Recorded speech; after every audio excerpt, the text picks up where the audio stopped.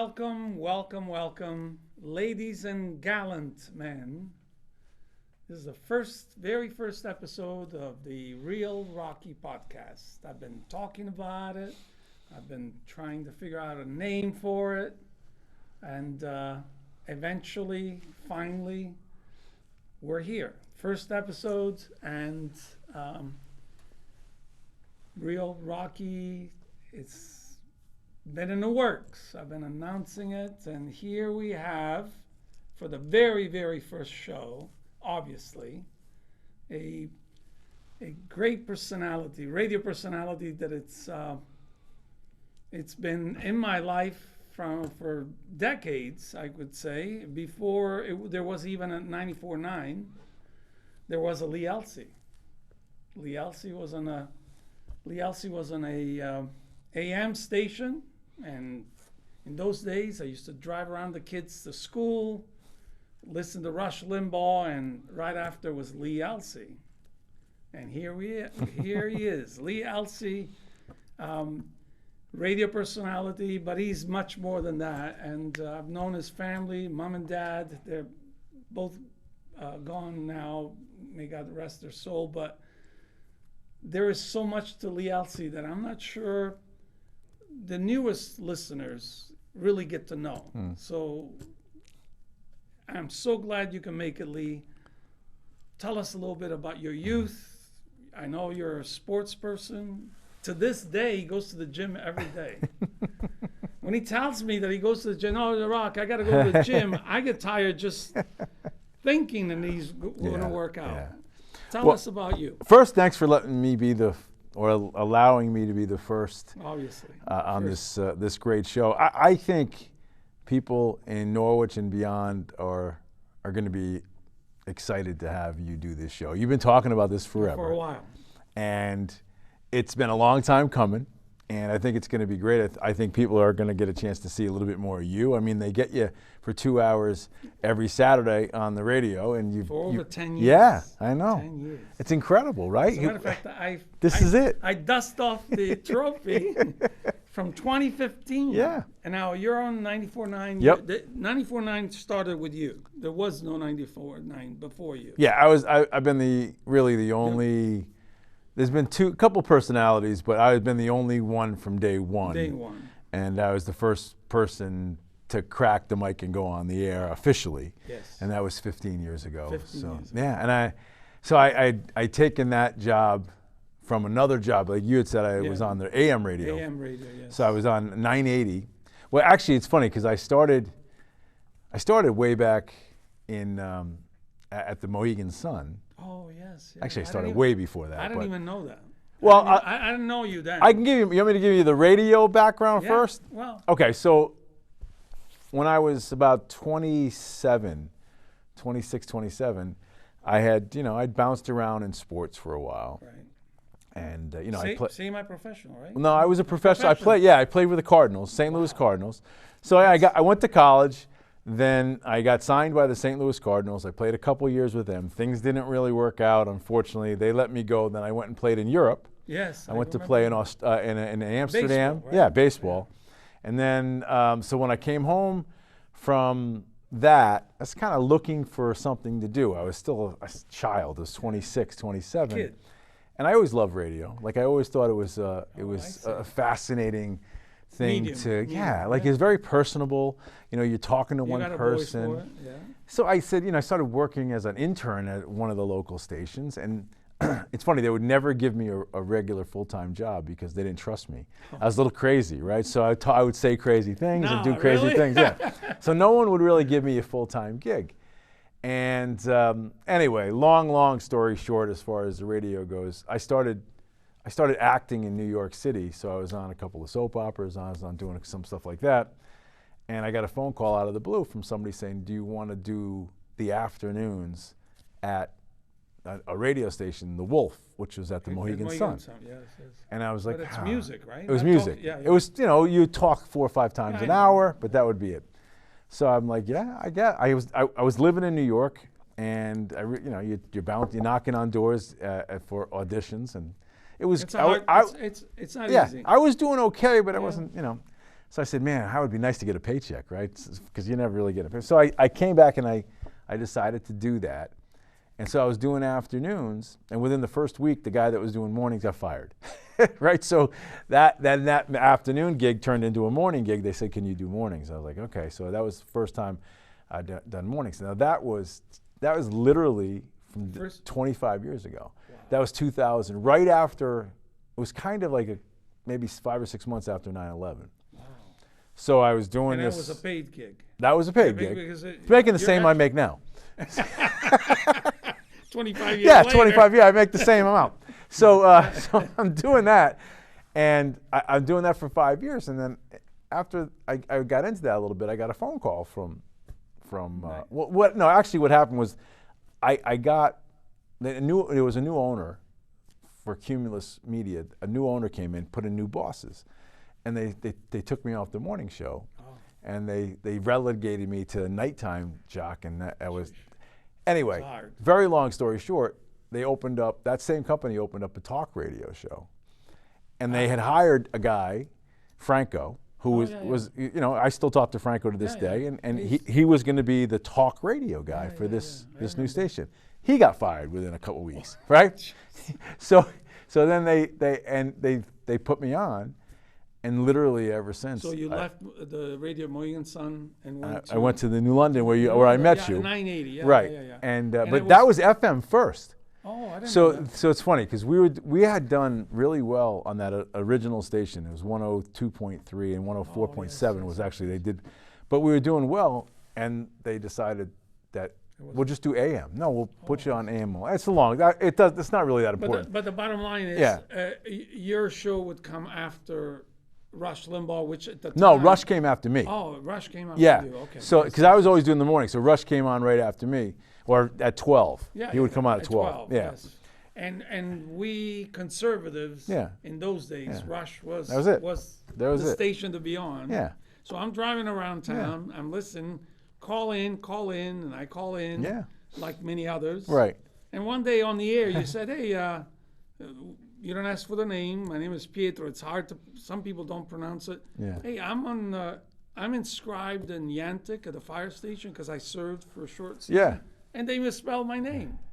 In stone, it says Pietro. They forgot the E. So, anyways, long story short, you were very popular, talk radio, and then from AM you went to FM. Well, then I got a call from Full Power Radio, said you want to make a jump, we're opening a new station. And so that was, you know, I had a good gig, and then new people came in, and they made an offer that was better, and the station was bigger. Yeah, the station had way more power. Yeah. So, and then a good friend of mine was running that station, Brian Ram. So I said, from, you know, your neck of the woods. Yeah, he started in radio about the same time I did, even though he's about 20 years younger than me. Anyway, I went there, and 15 years later, we're still doing it. Yeah. So I've been doing talk radio now for 20. I've been doing mornings in this market for 25, which seems impossible. That's how time. It's so quick. We often say that, you know, as far as the kids are concerned. Now we have 7 grandkids, but it's true. You live your daily life, and then all of a sudden you look back. What happened? 15 years. Gone. 2015. I know. We'll talk about. You got to talk about this right here. So Lee Elci once calls me and he says, "Hey, Rock, I'm putting together now." He's on 94.9, well established. It was 3-4 years into the. Into the 94.9. I'm putting together a contest. You want to be part of it? Of course, I want to be part of it. I didn't even know the details, but basically it was your idea, right? Or the station. Yeah. No, there was my. You wanted to promote. Yeah.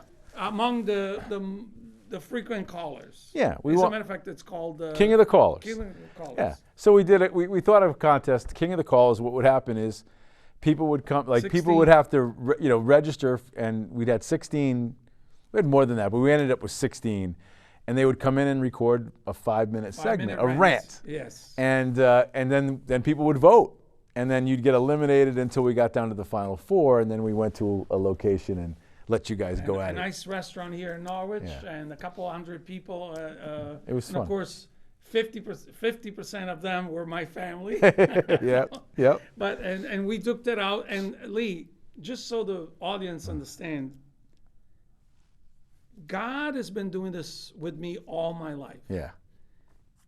I don't ask for that. I didn't ask to be in the Navy. I got drafted in Italian Navy. Yeah.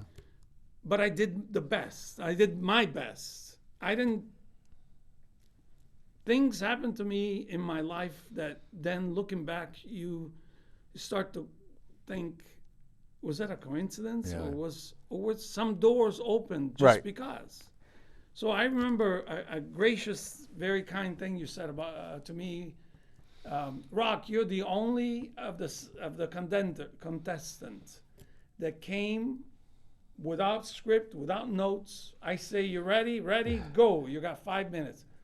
And then you gave me kind of like a warning, Yep. 1 minute left. And I wrapped it up. Everybody, I said, and I was so surprised. I say, what do you mean? What are they? Well, some people read notes. Some people wrote a poem. Yeah. They read, I mean, it was Yeah. so complicated. And I'm thinking, but the crucial part of the story is the night of the contest when I won the trophy, and I got a couple of gifts. Yep. Gift cards from here, gift card from there. I walked away thinking that was great, and that was it. Yeah. Right. I mean, Well, no, you got one show out of it. yes. One show. The main prize Right. was to spend 1 hour Yep. on the Lee Elci show on It's your hour. You so could 2 do weeks whatever. later, Yeah. after that night, besides the little gift certificate or Yep. whatever, I go on the Lee Elci show. I had never been live before, and he goes, "You ready? Ready, go!" And you announce that Rocky's the king of the caller. Yep. This hour is yours. Go. Yep. And I just let it. And you know what the first thing is you did? Yes, I know. Do you remember? Yes, I remember too. Because I brought my Bible. Yeah, you did. I read the Lord's Prayer. That's right. And the second thing, I recited word for word the Pledge of Allegiance. Yep. Yep. And then we start getting calls. Yeah. And that was it. So I walk away. I'm happy. We got a couple of gift certificates. I got to be live on the Yep. air. 2 weeks later, John Fuller says, he knows me as Pietro because we've known each other. I've been doing photography Sure. for 39 years. I would like to talk to you. Can you want to come in? Sure. What time? Okay, I'll be there. I'm going there. And he goes, how would you like to have your own talk show? And I looked at him like, me? I didn't know nothing. I still don't know much of it. You know, all those buttons. There's a and lot of buttons. It's intimidating. And he says, and the very next thing he said, but I'm not going to pay you. And I thought to myself, sure, I'll do it. Right. How long can I last? Yeah. Like 3 weeks, 2 months? A year later, he offered me another hour. So for the first year was a 1 hour. Since then, so it's almost 11 years, 2 hours. But what I wanted to say is, we got to tell this. When you were still at the AM station, and you said on the air, when I used to call in from time to time, and you would say, when you're in the neighborhood, stop by. I want to meet you. One day I did, and the receptionist, young lady there, I said, I'm here to see Lee Elci. He told me to stop by. Oh, sure. Have a seat. I have a seat. You get me in, and then almost the first thing you said to me is, "What do you want me to call you?" Because we really weren't friends, Right. except that I would call in from time to time, like everybody else. And I said, "Yeah, my name is Pietro," and you went like this, and I said, "Yeah, it's a little complicated." Now in Italy, Pietro is a common name; Right. it's no big deal. But Petro, and I said they're gonna butcher my name, as they did inscribed in stone. And so he said, how about Rocky? And this story, I tell it as often as I can because you weren't aware. Pietro means stone. Rocky means rock. Right. When you said that, I said, whoa, that's perfect. In other words, I didn't change my Right. name. Right. You Yeah. You gave another nomenclature to a word, a name that I was born with, that means the same thing. Right. But everybody knows how to spell Rocky. Everybody understands, like the movie Rocky. You know, what do you call it? You say the downtrodden. You know, he has to Underdog? underdog. Yeah, okay. That's the word. All right. So I'm the underdog. Yep. And all of a sudden, the Rocky start calling in, and then I win the trophy, and then I get the prize. And but tell us if we can go back a little bit. I want to make sure we mention your family. Sure. 'Cause I got to meet your mom and dad, and of course your wife, Steve and his wife. But how was your youth? Were you- How far you want me to go back? Well, no, very summarily, but was it a happy time? Was the United States at peace? Do you remember any of it? Well, okay, so if I go way back, I think a lot of what makes me what I am is probably what happened prior to my mother meeting my father. Yeah. So, my mother, my biological dad, at that time of his life, wasn't the greatest guy, right? He never came home. He wasn't, I could go That into happens. detail, but Yeah. No, it's okay. it's worse than But your mom is Italian descent. Right? Yes, yes. So anyway, long story short, at that time, 1968, 9, something like that, 7, they're not getting along, and so I became, I got like sick, right? And I was turning actually basically the color of this shirt. Wow. So my mother took me to the doctors. What's going on? And I know this story. yeah, so my mother, but the doctor says, "What's your home life like?" And she explained, and it was not good. So he says it's completely stress related. Really? Yeah. So that was day, affecting you. oh yeah, physically. I had these blue welts all over my body. So my mother that day went home, packed the stuff up, and left. That was it. So, in other words, she realized it was actually Yeah. injuring. Sure. It wasn't just a problem. Right. It was affecting well, there was a your health. Yeah, it wasn't a good environment. So I mean, someday I'll give you the whole story, but it's not good. That's okay. So anyway, she leaves, and now she's a single mom who's working at Stop and Shop as a cat. We have no money, Minimum living in a wage, project, minimum literally wage. projects Yeah, in New yeah, London. yeah. I drive by the place every Really, and you think of it. Oh yeah, no, I know exactly the house. I know everything. really? I remember. Wow.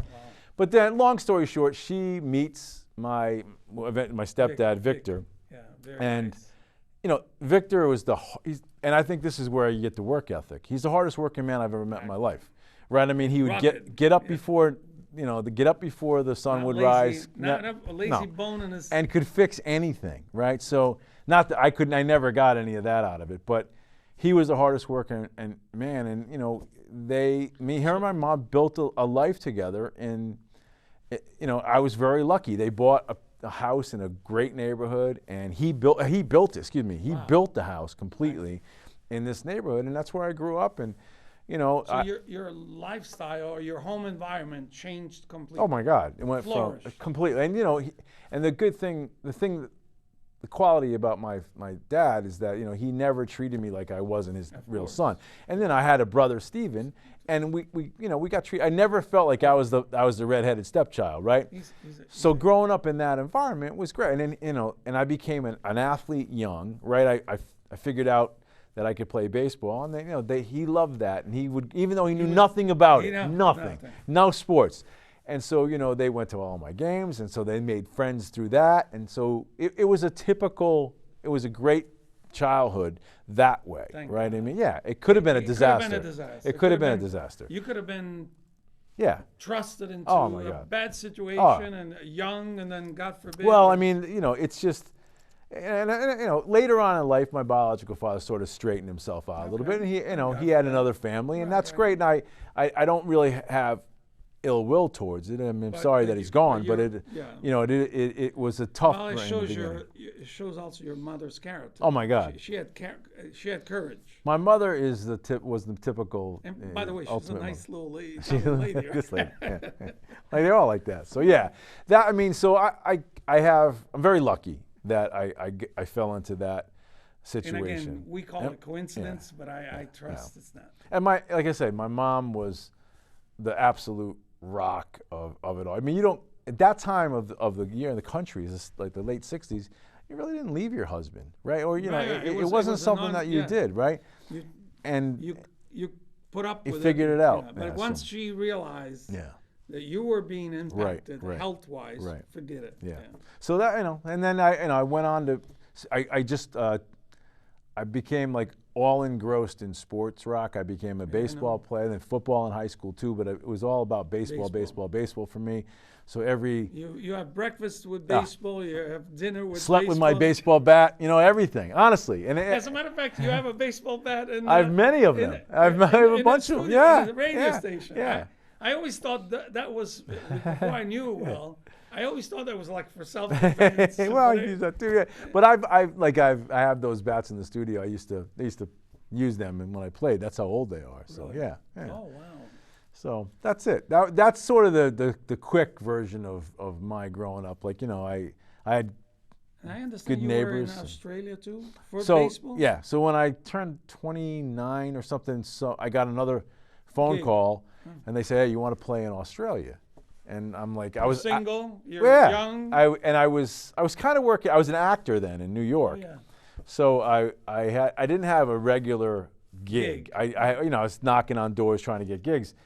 So I went to a couple of people, and I'm like, will this set me back if I go to Australia? And they're like, no, you got to go, take that chance. So I got on a plane. Yeah, they paid me. Right? Yeah, they paid you to go there. So I went down there and played for their baseball season is the opposite of this one. So it's Christmas because it's down under, because it's the warm weather is in the winter for us. That's when the summer is. Yeah.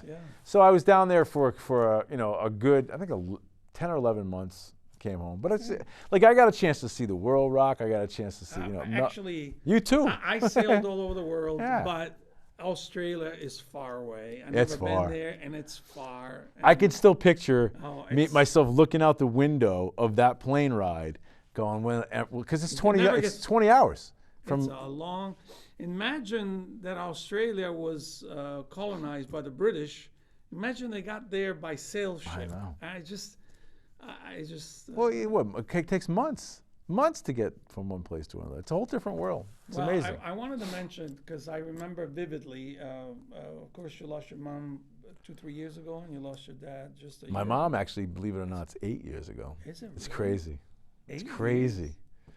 And your dad was like A year and a half. Year and a half. Yeah.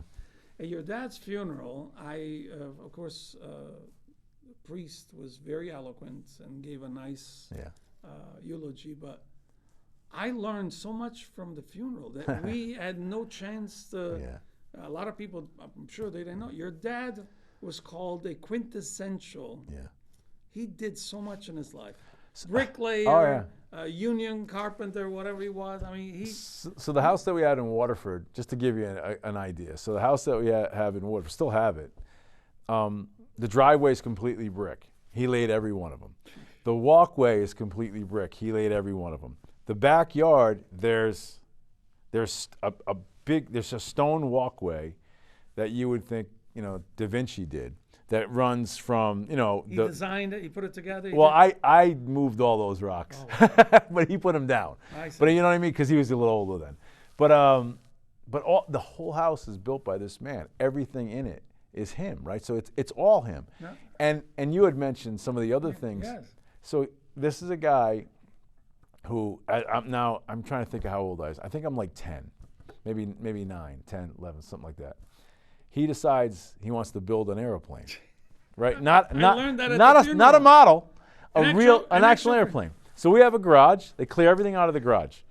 Who would even think to do that? He gets these plans, right? He's got them, the blueprints, and he doesn't know how to weld, so he learns how to weld.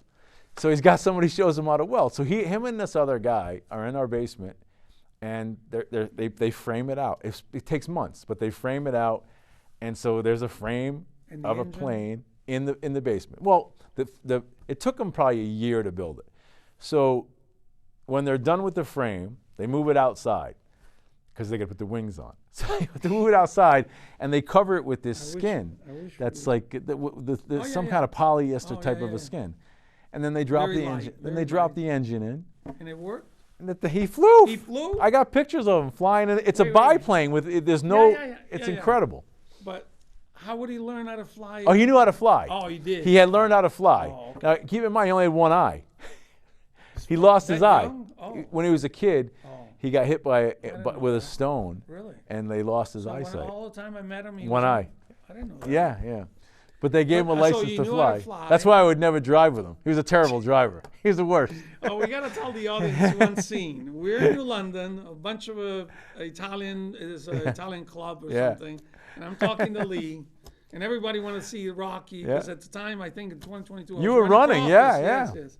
So we're chit-chatting, and then we're talking about something. I'm a very avid watcher of the Godfather movies. So Sure. we're talking Godfather.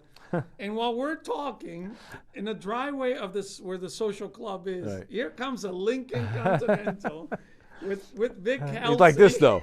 It's because he's little by now. I tell you, we're talking about the Godfather, and it seemed as if Yeah. it was coming into the scene. Yeah.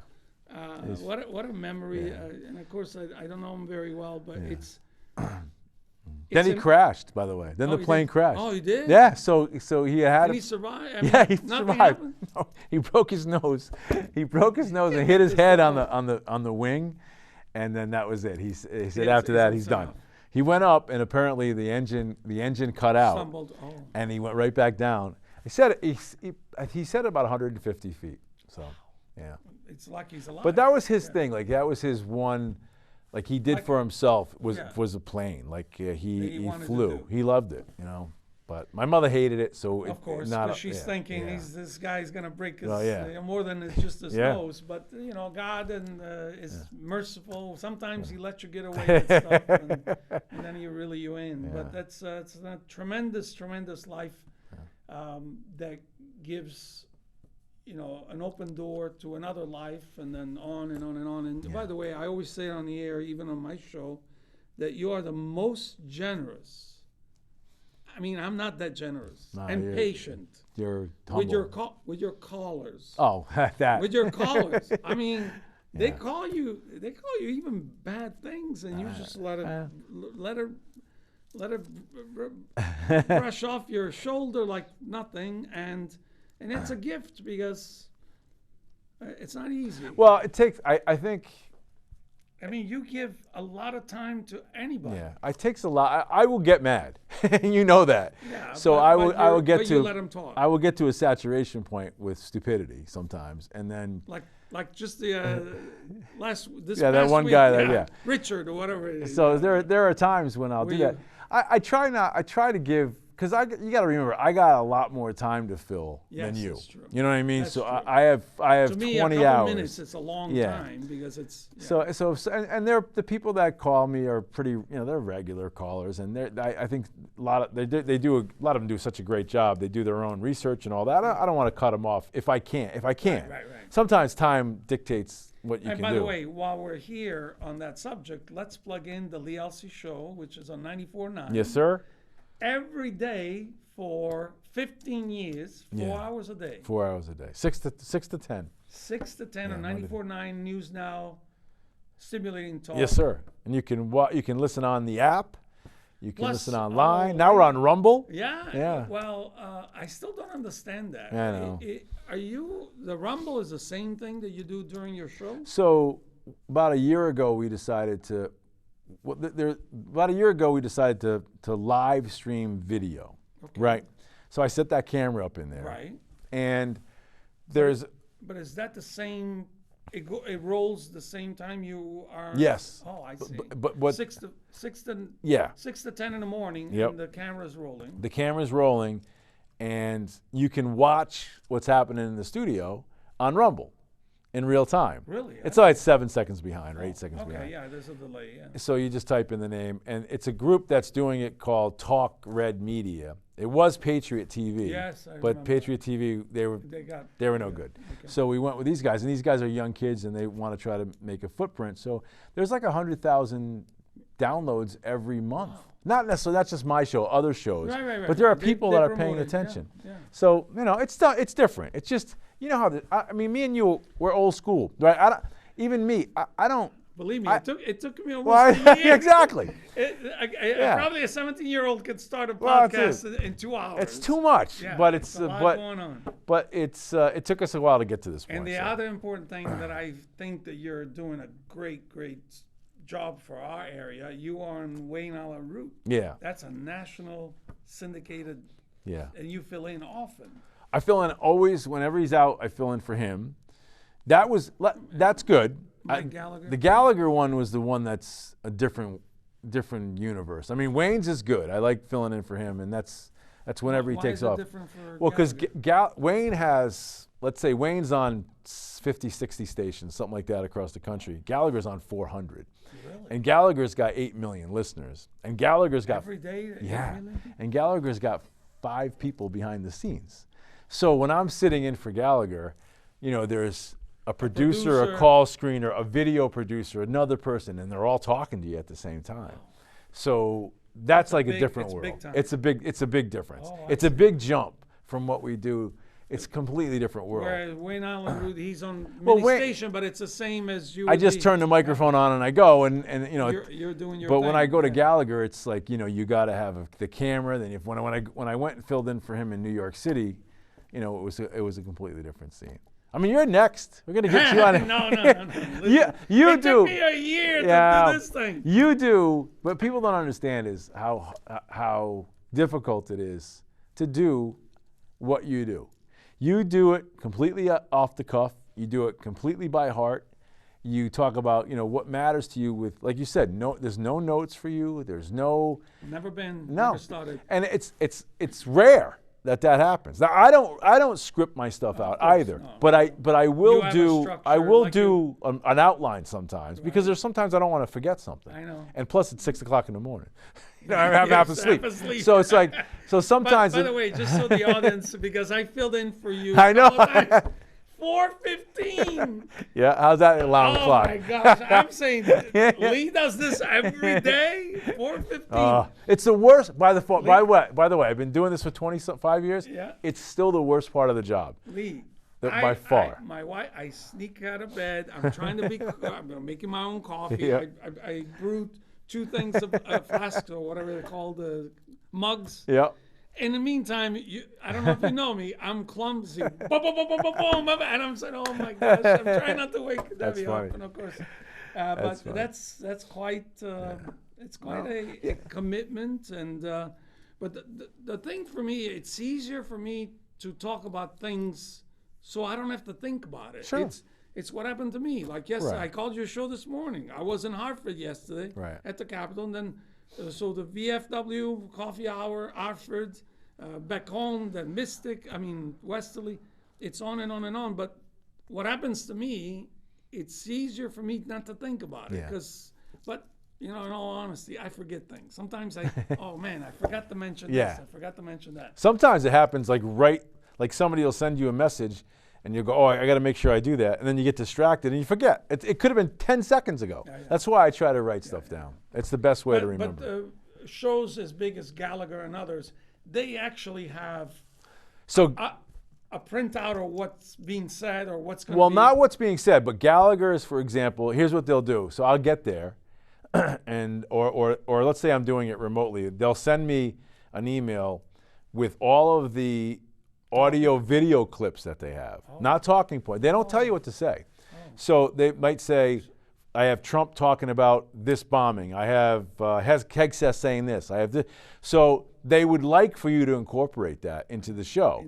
So you try you don't have to, but you'll try to use. They give you hints so that you can. Yeah.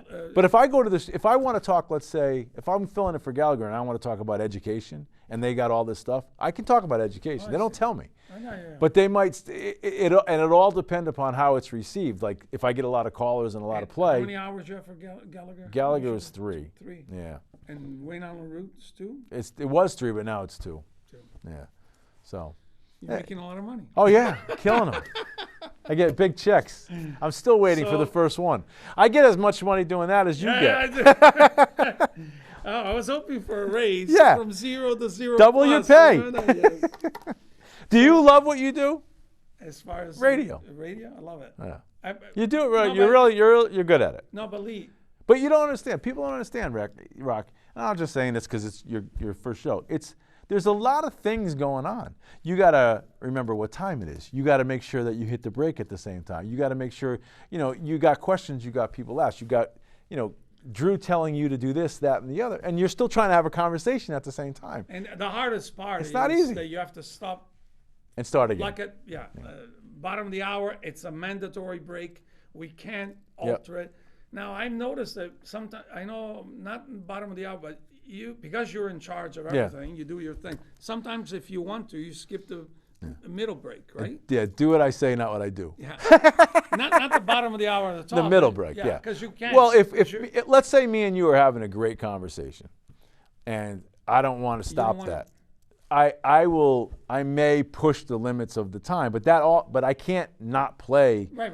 what is supposed to be played. I can catch up. Yeah, but I try not to do that as much as possible. Because it's not supposed to be that way. See, in my case, Drew gives me like an end signal that we gotta, and so I gotta wrap it up because we have to go to a commercial. And the bottom of the hour and top of the hour, no ifs, ands, or buts. You gotta do it because the computer automatically gets you off the air. Yep. What else? Let's talk about Steve, your brother. Now, Steve is a very talented musician. Now, I understood even from attending your dad's funeral that he was a musician. My father, he was. He wrote big bands. Vic Elci Orchestras was the name of it. He had an orchestra. He had an orchestra, yeah. And wasn't he a bricklayer? He was. That was his. So at the time. Well, when he was young, he was a trumpet player and a piano player. So he actually went to California to study that stuff. Really?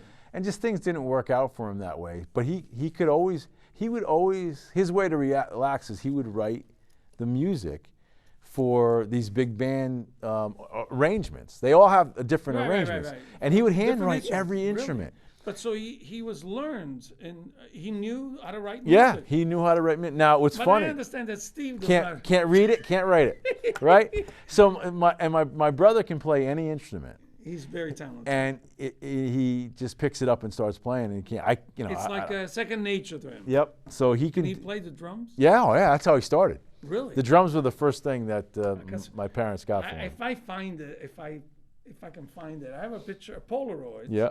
When I was like 17, 18, I bought an old drum Yeah. set. Because my area where I grew up in the outskirts of Naples, it was like your Musquamacut. In the summertime, it was all bunch of people from Naples spending the summer. So a few people with a guitar. I bought a used, very old drum set, and we were banging drums and doing a little music. But then the neighbors started complaining, so there was a short-lived. But the drums, to this day, I'm fascinated by the drums. He's got I don't even know now anymore. He's probably got 8 or 10 albums. He's released a whole bunch of different music. Has your dad ever released any music? But that's a different time, so it's all on cassettes and stuff like that. In those days, it was big orchestra, right? Big orchestra, big band stuff. I wish you had known him then, because I think you would have really liked that music. Somewhere I'll find a video of. I know there's videos out there of him. Would they do weddings or something? Would they do functions? More like bigger events. Like ballrooms and stuff? They would do stuff like that, but maybe like on stage. Yeah, like the Rose Arts. I think they did that one year. It was big. He did big stuff. Being a photographer since 1986, I ran into often in those days the Lamparelli brothers. It's a local band. Yeah. It was That's all brothers. Polka Brescia, is that what that is? No. It was, they did weddings and stuff. But it was, I think, 6, 7, 8 brothers, all musicians. Yeah. And they did parties and stuff. Yeah. And when I known them, when I met them, when I would do photography while they're doing the wedding band, they were already older people. Yeah. But maybe when they were younger, it was to be all brothers in a band. Pretty nice, yeah. It was just, so. Yeah, I think they're probably, at his height, there's 15, 16 people in his band, at least.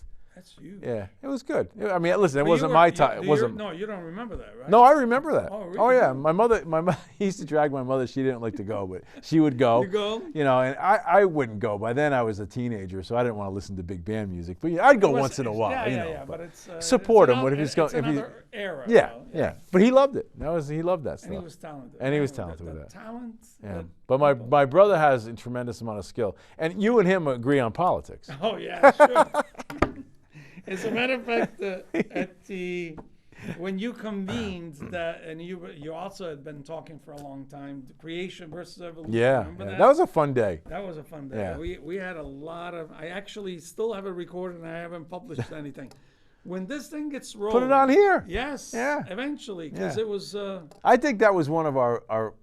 I don't want to do that show again, but I think that was one of my favorite shows because I didn't say much. It was you guys who were the stars, but it was. And everybody had a different Yeah, angle, a different yeah. approach. Of course, Steve was very liberal and very.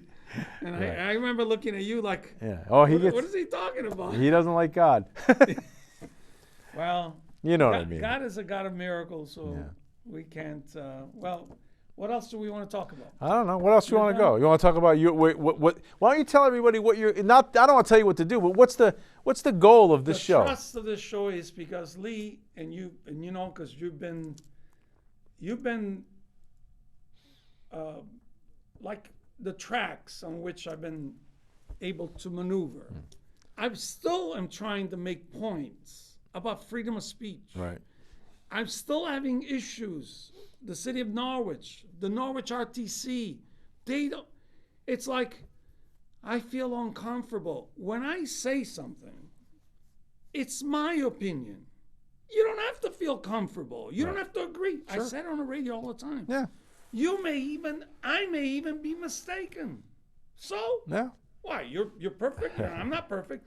See, people think, oh, that's not. No, I'm not comfortable with you saying that. Now, short of inciting violence, which I would never do,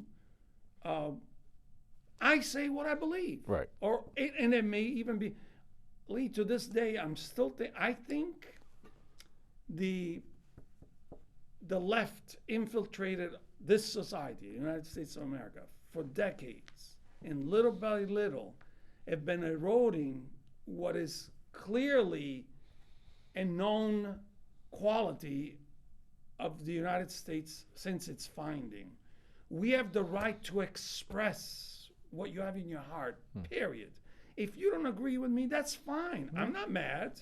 As a matter of fact, we do sometimes don't yeah, agree. yeah. But so what's the trust about this Real Rocky podcast is to reaffirm what is ours. And what is ours is freedom. If I can't say what I feel, how free am I? You're not? I go in front of the city council in Norwich, being a taxpayer in good standing. I've been in Norwich for over 40 years. And you know what their attitude is? Shut up and pay the taxes. Wait a minute. Whatever. Do you remember? I'm sure you do. No taxation without representation. Sure. Whatever happened to that saying? It's almost like, oh, come on, Rocky. That's 1775, 1776. That's old thing. Right. It should be today. We're witnessing mismanagement. And I say this all the time, a few times lately. If any of these people, elected official, were Stop and Shop general manager, Costco general manager, Delta Airline executives, and behave and treated their customers the way we're being treated, they'll all be fired. Right. Nobody would take up what they're doing to us. You can't talk there. You can't say this. You must say this. You got to stand there. You can. The other night, last night, so many things happening. Last night at City Council, I went to public safety meeting. The guy, the big shot, told me I can't turn around. I want to say is Chief Stoltz here. He's been a firefighter in Yantic for 70 years. He's 85 years old. Right. So I was looking. The guy, the big shot, says you can't turn around. I can't turn around? What is wrong with these people? Why can't you turn around? Because I have to talk to them. I have to face them. I said, is Chief Stoltz here? And I just turned around to see if the chief. And the chief raised his hand. I said, yes, I want to, right? Right. What's the crime? They are constantly interfering with our freedoms. Well, I think you're going to do a great job with that message. I think it's really important too. I mean, it's one of the things I talk about a lot. I've come on Yeah. from time to time. I'll call you up. Remember when I saw you? I almost got arrested or whatever. And you said, "Can you let me?" And you graciously let me a half an hour, but without the minus the commercial, whatever. You can say 20 minutes, but it's still to me a very important topic that we have to reassert. And I say it all the time on the 2 hours that I have. We have to reassert our rights. I said in front of the city council, I don't want nothing from you. I have freedoms that none of you granted me. I came to this country because it's the better of the whole world. Right. And you're trying to minimize it. I have freedom, so I want to turn around. Suppose I want to face this way when you talk. What law? Lee, do you think there's a breaking a law? No. It hurts their, don't you know who I am? Who are you? Wow. That's what the problem is. So, listen, I still hope you run for office, but I'm telling you. Are you going to run for office? No, it's just, I'm No. going to be 71. Ah, come on. You're a young 71. No, I think, and I decide. Actually, let's address this very quickly because I know you got to go.